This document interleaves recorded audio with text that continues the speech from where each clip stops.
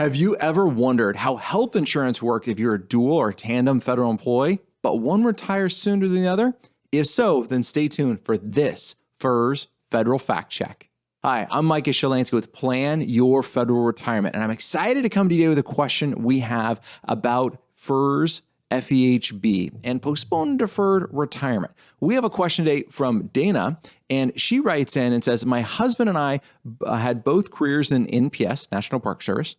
He carried family insurance for us. He retired in 2021 and did not select me for a survivor benefit since I also work for the federal government. Now I want to resign and defer or postpone my retirement until meeting the minimum retirement age. I'm 54. If my husband dies before me, do I still keep health benefits with the deferred retirement? What would happen if he dies before I reach the minimum retirement age for deferred retirement? Dana.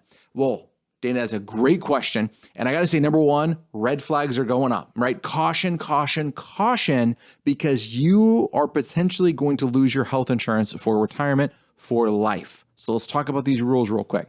All right. For a federal employee to retire and maintain health insurance, FEHB, for retirement, they have two requirements they have to meet. Their spouse has two requirements they have to meet.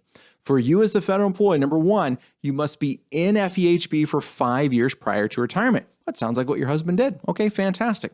Requirement number two, you must retire with the eligibility of an immediate pension.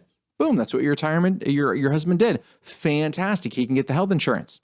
In order for your survivor to maintain health insurance, there's two requirements they have to meet. Number one, they must be on FEHB before you die. Assuming he's in a family plan or self+1 plan and you're on it, you're in FEHB. Fantastic. But the issue comes with requirement number two. Requirement number two says you must be receiving a survivor pension. He elected no survivor benefit. So under his records, you are not eligible for FEHB. But then you're going to say, wait, I'm a federal employee too. Don't I have benefits? Okay, so we got to set the survivor rules aside because you don't qualify for those. Now let's look at your benefits as a federal employee. All right, number one, it's in order to maintain health insurance. What are those two rules we just said? You must be in FEHB for 5 years prior to retirement. And you meet that. You don't have to be the primary. You just have to be in it. And you in it as a self+1 or part of a family plan, you were in FEHB. Boom, you nailed the first one.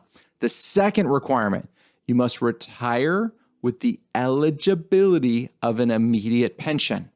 You failed the second test because you want to take a deferred retirement.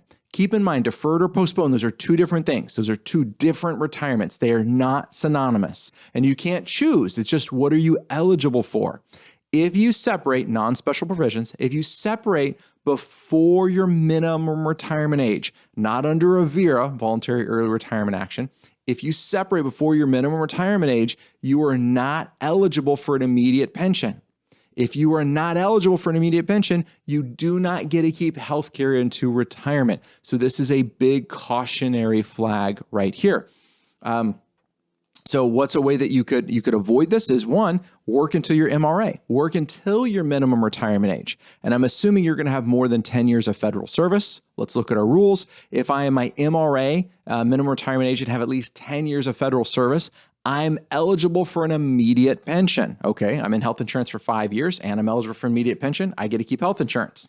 But it comes with a steep penalty, 5% every year you're under 62. So let's say your MRA is 57, 5 years underneath that. Boy, that's 5 years times 5% penalty, 25% permanent penalty. That's pretty dramatic. This is where you could choose to postpone your pension until you're 62 years young, because you only have 10 years of service. You had 20 years of service, you'd have to postpone to 60. So you could postpone it to 62, and then you could turn your benefits back on.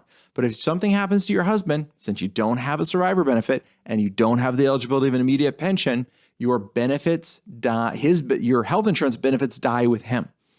Even in a deferred retirement, if you turn your pension on, because a deferred retirement does not come with health insurance. So again, big cautionary flags going out right here. Man, it's a fantastic question, Dana. I would say biggest thing, make sure you retire under your own credit to have your own eligibility for your retirement. If you have questions like these, then make sure you're submitting them. Jump on our website at Plan Your Federal Retirement. Make sure you hit like, subscribe, all those fun things. Our goal is to help millions of federal employees with their retirement. And the best way to do that is for you guys to share this information. And until next time, happy planning.